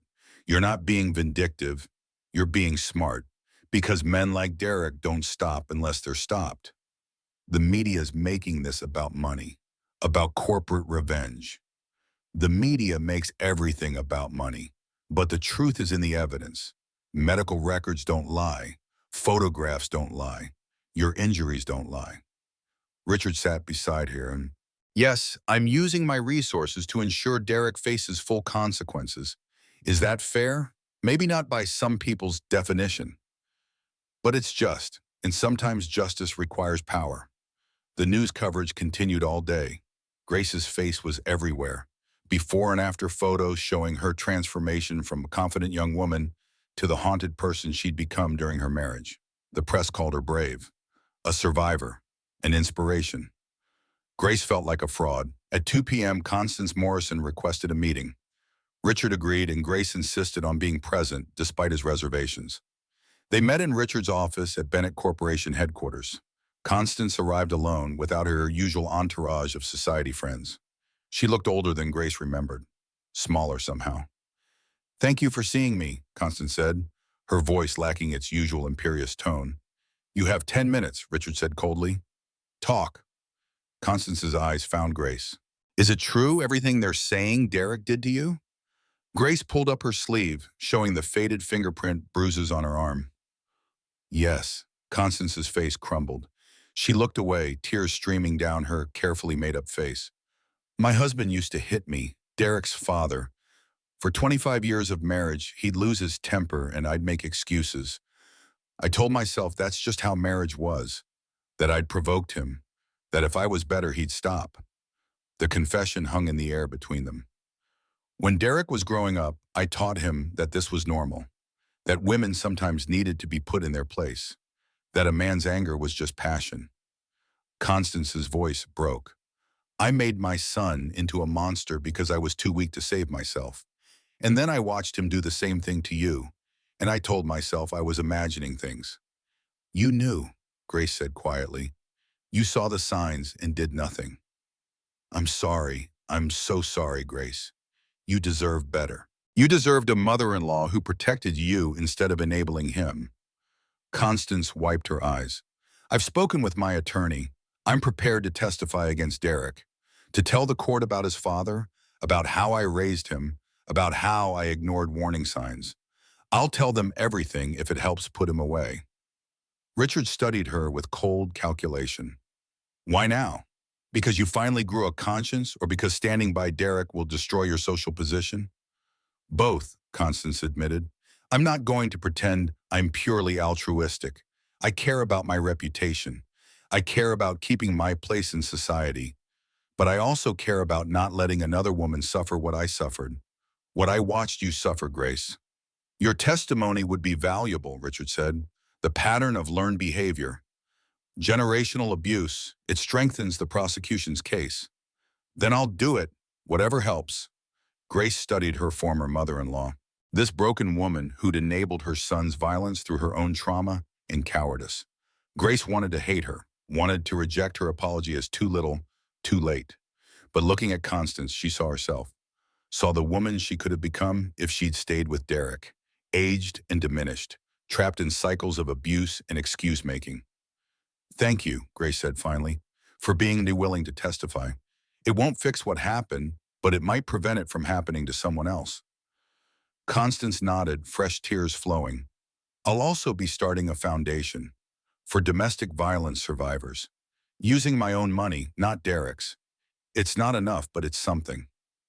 After Constance left, Richard turned to Grace. "That was generous of you, accepting her apology." "I didn't accept it, but I acknowledged it. There's a difference." Grace touched her stomach. "I don't want to carry hate around anymore. It's too heavy, especially for her." She patted her pregnant belly. "My daughter's going to grow up knowing that the cycle ends, that we don't pass trauma down like family heirlooms, that we break patterns instead of repeating them." The weekend brought more media coverage, but also something unexpected. Support from domestic violence organizations, survivors reaching out to share their stories, women who'd been where Grace was who understood the complicated emotions of leaving an abuser. One message in particular stuck with Grace, from a woman named Jennifer, who'd survived 15 years with a violent husband before finally escaping with her 3 children. Thank you for going public. Thank you for not hiding. Women like us need to see that leaving is possible, that we're not alone, that there's life after abuse. You're braver than you know. Grace read the message 3 times, tears streaming down her face. Brave. She'd never felt brave. She'd felt weak for staying. Stupid for believing Derek's apologies. Ashamed of becoming a victim. But maybe bravery wasn't about never being afraid. Maybe it was about doing the right thing despite the fear. She spent Sunday writing responses to the survivors who'd contacted her, not promising advice she wasn't qualified to give, but acknowledging their pain and courage, building connection from shared trauma. "You're good at this," Mallory said, watching Grace type. "Have you thought about advocacy work? Speaking publicly about domestic violence?" "I don't know if I'm ready for that." "You're already doing it, just informally." Grace considered this. Her story was public now anyway. Her face was associated with domestic violence survival. Maybe she could use that visibility for something good. After the baby comes, she decided. After the trial, maybe then. Monday morning brought preliminary hearing notices. Derek's trial was scheduled for 3 months out. Jonathan Pierce arrived to prep Grace for her testimony. "The defense will try to discredit you," he warned. "They'll say you stayed because you wanted Derek's money, that you're lying to get a bigger divorce settlement, that your father's orchestrating everything." "Let them try," Grace said with more confidence than she felt. "I have 3 years of medical records, witness testimony, photographs. The truth is on my side." Truth doesn't always win in court. Lawyers create reasonable doubt. They make juries question victims. Jonathan's expression was serious. "You need to be prepared for Derek's attorney to attack your character, your credibility, your motives." "I survived Derek. I can survive his lawyer."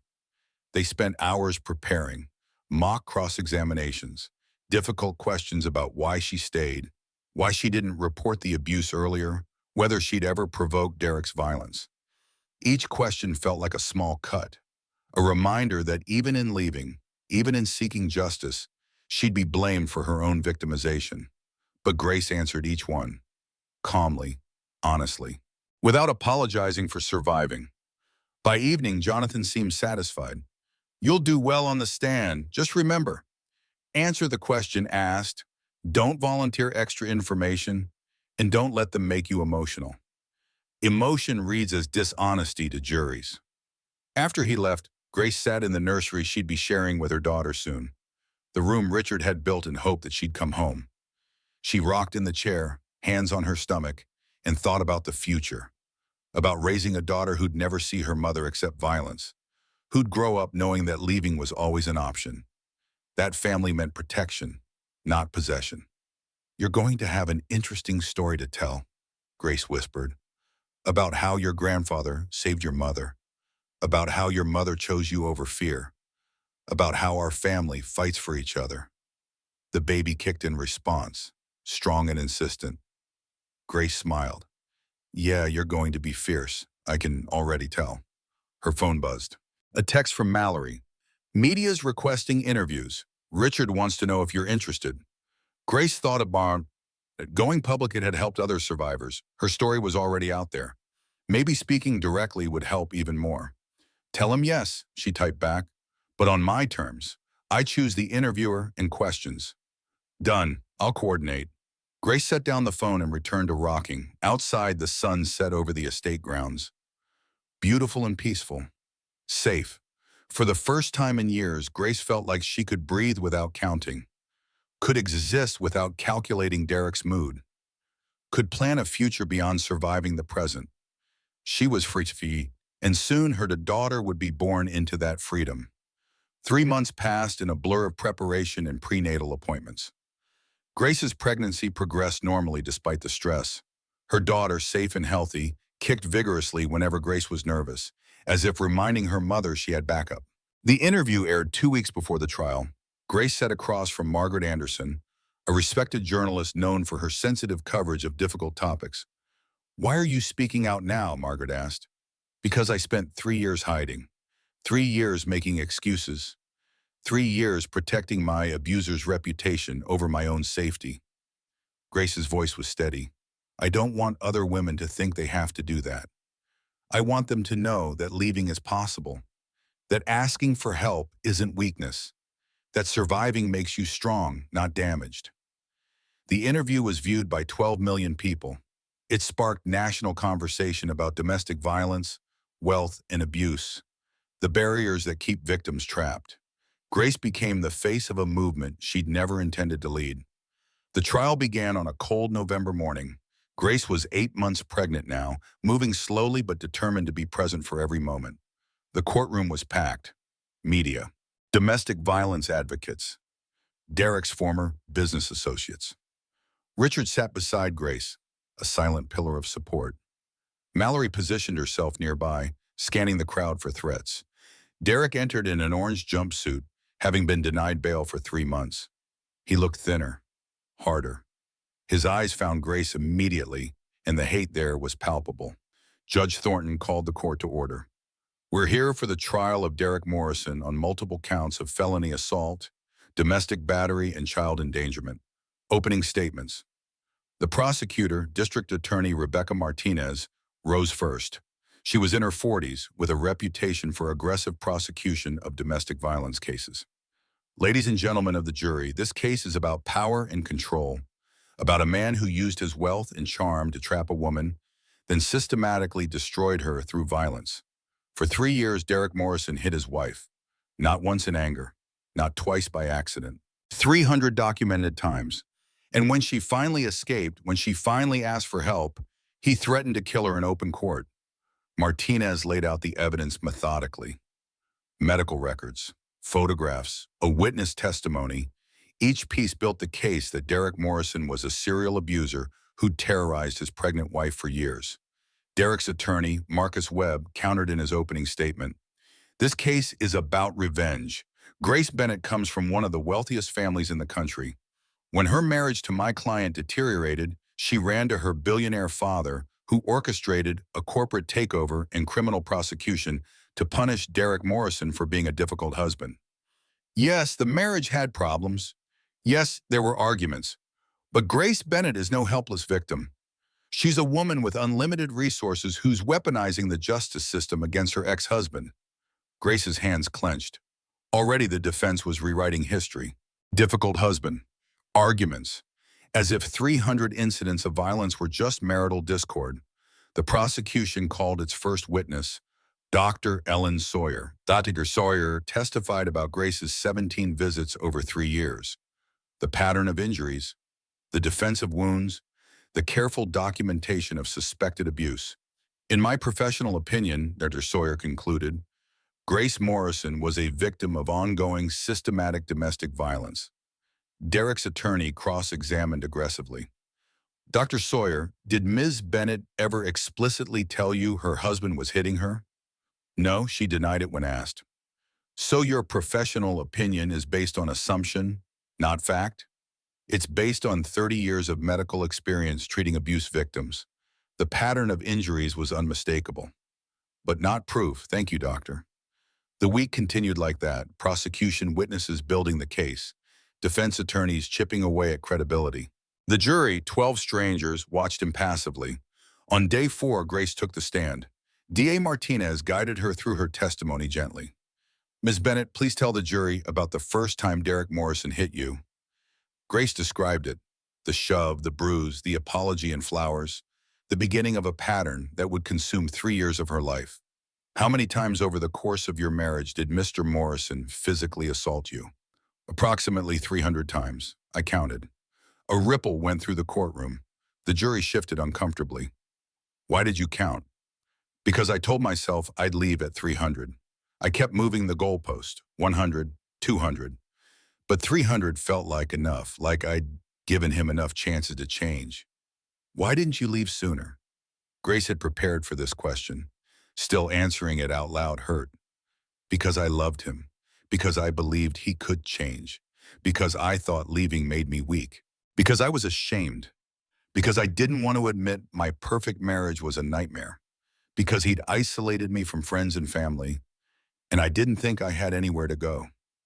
But you did have somewhere to go. Your father is one of the wealthiest men in America.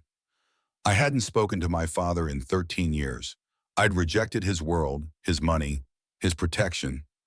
Asking for help felt like admitting he'd been right all along about me needing him. Martinez nodded. Tell the jury about the incident that finally made you leave. Grace touched her stomach. Derek punched me here. I was 6 months pregnant. Our daughter almost died. That was the moment I realized I wasn't just protecting myself anymore. I was protecting her. And that made leaving non-negotiable. The direct examination continued for hours. Grace detailed the isolation, the financial control, the verbal abuse that accompanied the physical violence. By the end, several jurors were crying. Then came cross-examination. Marcus Webb approached with the demeanor of a friendly uncle. Mr. Bennett, you maintain you had nowhere to go, yet you chose to marry my client knowing you had a wealthy father. I hadn't contacted my father in years, but you knew he existed, knew he had resources, knew he'd help if asked. Yes. So when you say you had nowhere to go, that's not entirely accurate, is it? I felt like I had nowhere to go, and you thought there's a difference. Let's talk about that feeling. You're a Stanford graduate with an MBA, clearly an intelligent woman. Yet you're asking this jury to believe you couldn't figure out how to leave your husband? Grace felt anger flare but kept her voice calm. Intelligence doesn't protect you from abuse, Mr. Webb. Domestic violence affects women of all education levels, all economic classes. The psychological manipulation is the same. Psychological manipulation. Or did you stay because you enjoyed the lifestyle my client provided?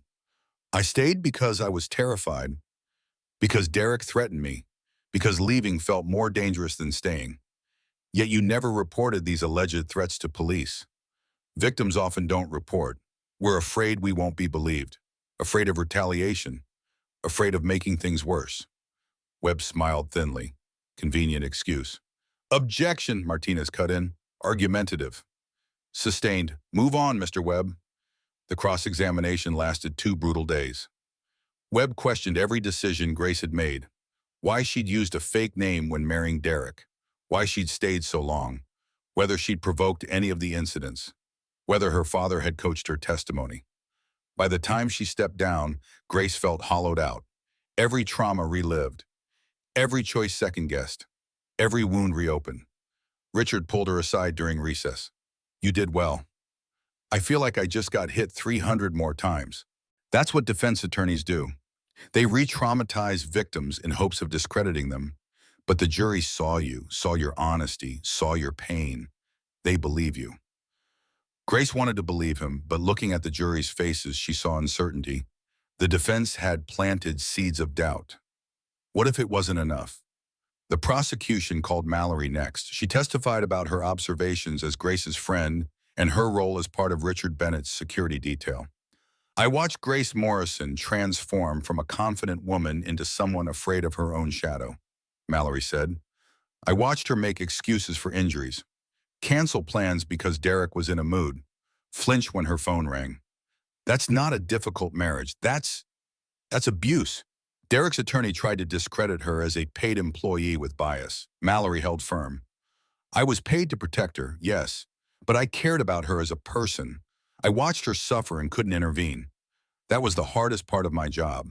But it allowed me to document everything, and that documentation is going to put your client in prison where he belongs.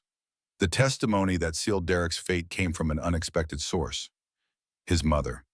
Constance Morrison took the stand looking decades older than her years. She'd been in therapy since the arrest, working through her own trauma and complicity.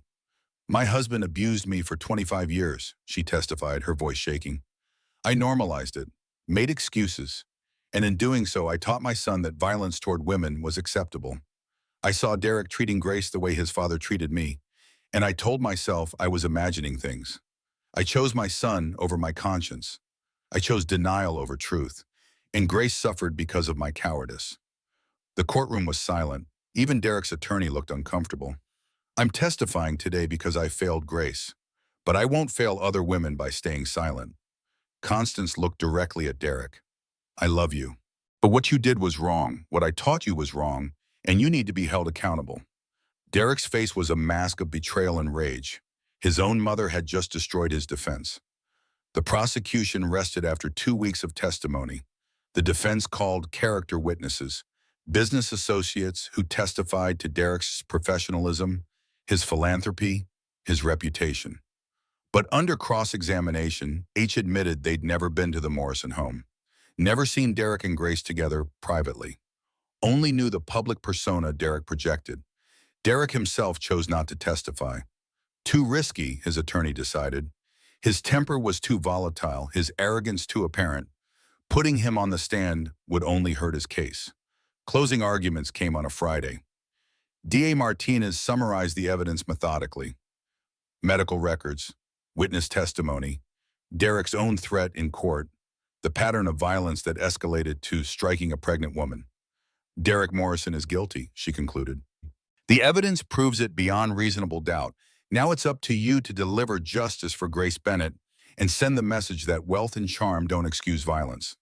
Marcus Webb's closing focused on reasonable doubt, on Grace's delayed reporting, on her father's resources and motivation for revenge, on the possibility that this was a bitter divorce weaponized through the legal system. Is Derek Morrison perfect? No. Was the marriage troubled? Clearly, but troubled marriage isn't criminal assault.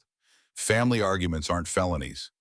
The prosecution has asked you to criminalize a bad relationship because the wife comes from money. Don't let them.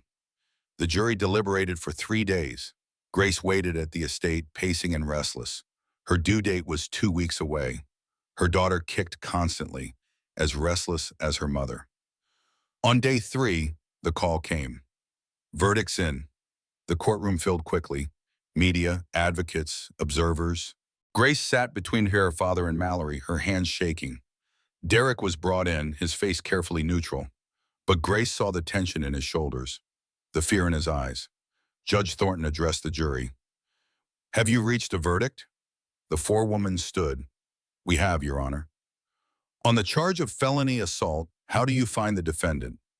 Guilty. Grace's breath caught. On the charge of domestic battery? Guilty. On the charge of child endangerment? Guilty. 3 guilty verdicts. On all major charges. Derek's face crumbled. His attorney grabbed his arm, whispering urgently.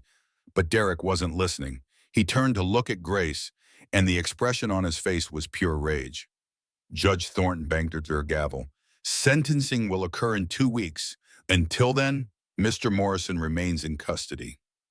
Guards moved to take Derek away. He resisted, still staring at Grace. You destroyed my life, he shouted. You took everything from me. You did that yourself, Grace said quietly. I'll make you pay for this. I swear to God, I'll... The guards dragged him out, his threats echoing until they faded. Grace sat very still, processing what had just happened. Guilty. Derek Morrison was guilty. Justice had been served. She burst into tears. Richard pulled her close, his own eyes wet. It's over, Gracie. You are safe now. We're safe, Grace corrected, touching her stomach. Around them, the courtroom erupted in applause. Domestic violence advocates cheering, survivors crying, journalists racing to file stories. But Grace barely noticed. She just sat with her father, crying 3 years' worth of tears, feeling the weight of terror finally lift from her shoulders. They'd won. She'd survived. And that was worth everything. 2 weeks later, Grace went into labor the morning of Derek's sentencing hearing. The timing was almost poetic. We can postpone, Richard said as Grace breathed through contractions at the estate. No, I want this finished. I want him sentenced before she's born. I want her to come into a world where he can't hurt us. So Grace went to the courthouse between contractions, her father and Mallory beside her, a doctor on standby. It was probably insane. It was definitely uncomfortable, but it felt necessary. Derek was brought in looking gaunt and defeated. 3 months in county jail awaiting trial, followed by 3 more weeks after conviction, had stripped away his polish. This was Derek Morrison without the expensive suits and charm. Just a man who'd hurt people and gotten caught. Judge Thornton reviewed the pre-sentencing reports. Character statements from Grace, from other victims who'd come forward after the trial, from psychologists who'd evaluated Derek. Mr. Morrison, you've been found guilty of serious crimes. Before I pass sentence, do you have anything to say? Derek stood. For a moment, Grace thought he might apologize, might show some remorse. Instead, I did nothing wrong. My wife manipulated the system. Her father bought this verdict. I'm innocent. Judge Thornton's expression hardened. Mr. Morrison, I've reviewed the evidence extensively. Medical records, photographs, witness testimony. You assaulted your pregnant wife repeatedly over 3 years. You terrorized her. You threatened her life in my courtroom. The only manipulation I see is yours, manipulating Grace Bennett into staying with you through fear and control. She consulted her notes. I'm sentencing you to 15 years in state prison on the combined charges. Additionally, upon release, you'll have a permanent restraining order prohibiting contact with Grace Bennett or her daughter. You'll register as a convicted domestic abuser, and you'll surrender all parental rights. 15 years. Grace felt her water break. Dad, she whispered, it's time. Richard's eyes widened. Now? Now. They left the courthouse in controlled chaos, Grace having contractions in the back of the town car while Mallory called ahead to the hospital. Behind them, Derek Morrison was taken away to begin his sentence. Justice served, new life beginning. The timing couldn't have been more perfect. Emma Grace Bennett was born at 11:47 p.m. that night. 7 pounds, 4 ounces, perfect in every way. She came into the world screaming, fierce and strong. Grace held her daughter for the first time and felt something break open in her chest. Love so overwhelming it hurt. Relief that they'd both survived. Hope for the future they'd build together. Hello, sweetheart, she whispered. I'm your mom, and I promise you'll never know the fear I knew. You'll grow up safe and loved and free. That's my promise. Emma's tiny hand wrapped around Grace's finger. Richard stood by the bed, tears streaming down his face. She's beautiful. She looks like your mother. She looks like a Bennett, Grace corrected. She looks like family. The next weeks were a blur of feedings and diapers and sleepless nights. But happy sleepless nights. Safe sleepless nights. Grace lived in her childhood home, supported by her father and Mallory, and a whole team of people who cared about her. She wasn't alone anymore. Media coverage of Derek's sentencing was extensive. 15 years made headlines. The case became a landmark for domestic violence prosecution, particularly for wealthy abusers who'd previously escaped consequences. Grace became an accidental icon. Survivors reached out constantly, sharing their stories, asking for advice. She couldn't respond to everyone, but she tried. And slowly, a new purpose emerged. When Emma was 3 months old, Grace attended her first speaking engagement, a domestic violence awareness event, sharing her story publicly for the first time since the trial. I stayed for 3 years, she told the audience. I stayed because I loved him, because I was ashamed, because I didn't think I deserved better, because leaving felt impossible. She paused, looking at the faces watching her. But I'm here, I left, I survived, and you can too. Whatever situation you're in, whatever you're facing, there's always a way out. It might not be easy, it might take time, but you deserve safety. You deserve peace. You deserve a life without fear. The standing ovation lasted 5 minutes. Afterward, women lined up to speak with her, to share their own stories, to thank her for giving them hope. Grace realized this was her path now, not returning to business, not hiding from her past, but using her story to help others. She founded the Grace Bennett Foundation for Domestic Violence Survivors. It provided financial support, legal assistance, emergency housing, and therapy. Everything she'd needed but had been too afraid to ask for. Richard provided the initial funding. Consider it payment for 12 years of not being able to help you, he said. The foundation grew quickly. Other wealthy donors contributed. Corporations partnered with them. Within a year, they'd helped 500 women escape abusive situations. Grace hired Mallory to run security and victim protection, hired Dr. Sawyer as medical director, hired Constance Morrison to lead education and prevention programs. Are you sure about this? Constance asked when offered the position.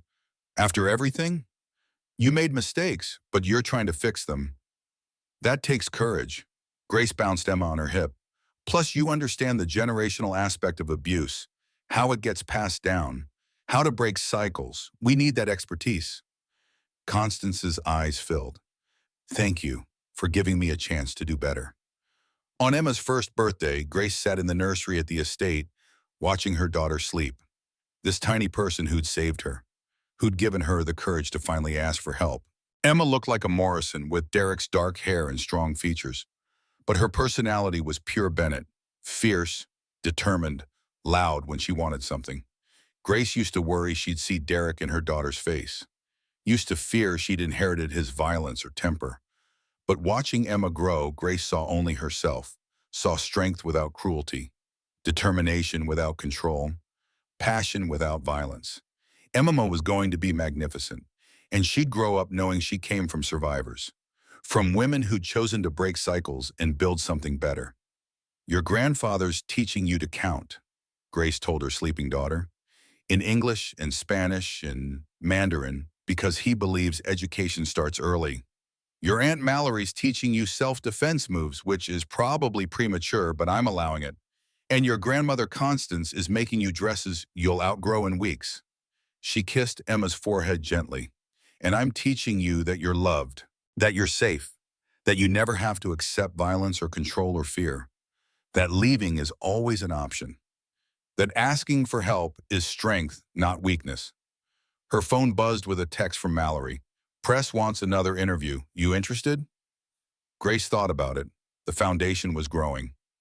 More survivors needed to hear that escape was possible, that life after abuse could be beautiful. Yes, she typed back. Schedule it. Because this was her mission now. Not revenge against Derek, not dwelling in trauma, but transformation. Taking everything she'd survived and using it to help others survive. Derek Morrison had tried to break her. Instead, he'd made her stronger. And that was the ultimate victory. 5 years after the trial, Grace spoke at a congressional hearing on domestic violence legislation. Emma was in the audience, now old enough to understand that her mother was doing something important. Domestic violence doesn't discriminate, Grace testified. It affects women of all races, religions, economic classes. I came from wealth and privilege, and I still stayed for 3 years. I still believed the excuses. I still thought I deserved the abuse. She looked at the senators listening. We need better laws protecting survivors, better funding for shelters and services, better training for law enforcement to recognize abuse patterns, better support systems so victims don't feel alone. Ms. Bennett, one senator asked, what would you say to women currently in abusive situations? Grace thought about this carefully, about the woman she'd been, trapped and terrified and certain she couldn't leave. I'd say, you're not crazy, you're not weak, you're not imagining things. What's happening to you is real and wrong and not your fault. And there are people who want to help. You just have to let them. You just have to ask. She glanced at Emma, who gave her a thumbs up. I'd say I stayed for 3 years before I asked for help. I thought asking for help made me weak, but asking for help was the strongest thing I ever did. It saved my life. It saved my daughter. And it can save you too. The testimony went viral. The legislation passed. Grace Bennett became synonymous with domestic violence, advocacy, and survivor empowerment. But more importantly, she became happy. She never remarried, never wanted to. She had Emma and her father and Mallory and her work. That was enough. She thought about Derek sometimes, wondered how prison was treating him, whether he'd ever develop self-awareness or remorse. Then she'd look at her life, her daughter, her foundation, her purpose, and realize she didn't actually care. Derek Morrison was her past, a chapter she'd survived and closed. Her future was Emma, was helping other women escape, was using her voice and her resources to change systems. Her future was freedom, and that was worth more than any revenge. 10 years after the trial, Grace accepted the CEO position at Bennett Corporation. At 40, she'd finally embraced the family legacy she'd once fled. 20% of all profits fund the Grace Bennett Foundation, she announced to the board. Non-negotiable. The business press called her naive. Instead, Bennett Corporation thrived. Employees stayed longer. Productivity soared. Treating people well proved profitable. Emma, now 11, attended every major announcement. She knew her father was in prison for hurting her mother. Knew the full story. "I'm proud of you, Mom," Emma whispered. "I'm proud of us. We did this together." The foundation now operated in 40 states. 10,000 women helped. Constance ran prevention programs, speaking about breaking generational cycles. Dr. Sawyer trained healthcare providers. Mallory directed security. Grace spoke constantly about transformation, not trauma. "People ask if I've forgiven Derek," she said during a viral TED Talk. "I've forgiven myself for staying. Released the anger because carrying it exhausted me. But forgiving Derek? That's between him and his conscience. My healing doesn't require his participation." Standing ovation. Derek served 10 years before parole. Grace didn't attend the hearing. "I'm not afraid of him anymore, but I don't need to prove that." He tried rebuilding with a new name. Background checks don't lie. Domestic abuse convictions don't disappear. He tried contacting Emma once, parole violation, back to prison. Grace read about it and felt nothing. He was irrelevant. On Grace's 45th birthday, the foundation celebrated 15 years. 15,000 survivors helped. A young woman approached afterward. "I left my boyfriend last month after one incident because of your story." Grace hugged her tight. "I'm so proud of you." That was the legacy, not just helping survivors, but preventing long-term victims, teaching women they deserve better from the start. "Remember when you asked about forgiving Arek?" Grace asked Mallory that night. "Yeah. The question doesn't matter. The goal was freeing myself from him, building a life he couldn't touch. I did that, and that's worth more than any forgiveness or revenge." 20 years after the trial, Grace received the Presidential Medal of Freedom at 50. Grace Bennett has transformed how America addresses domestic violence, the president announced. 50,000 women helped. Legislation passed. Millions given voice. Emma, now 26 and a civil rights attorney, cried openly. "When I was 30, I was being beaten," Grace said in her acceptance speech. "When I was 31, testifying while in labor. When I was 32, starting a foundation because maybe I could save others faster." She paused. 20 years later, domestic violence deaths are down 30% nationally. Hundreds of lives saved yearly. But 1 in 4 women still experience abuse. Our work continues. After the ceremony, Emma hugged her. "I'm so proud of you. I'm proud of us. You became a force for justice because you watched me transform pain into purpose." That evening, Richard joined Grace on a balcony. "Your mother would be proud. She dreamed of this foundation before foundations like it existed. I wish I'd known her." "You do, every time you fight for survivors." That's Sarah. That's you. That's the Bennett legacy. Derek died 6 months later. Heart attack at 59. Grace felt nothing, just quiet closure. Emma asked if she wanted to talk. "Derek was part of my story, but not the story. The story is transformation. He was just the catalyst. I can't regret the path that led to you." Grace's memoir became a bestseller. Proceeds funded new shelters worldwide. At 85, Grace died peacefully. Her funeral drew thousands. Emma delivered the eulogy.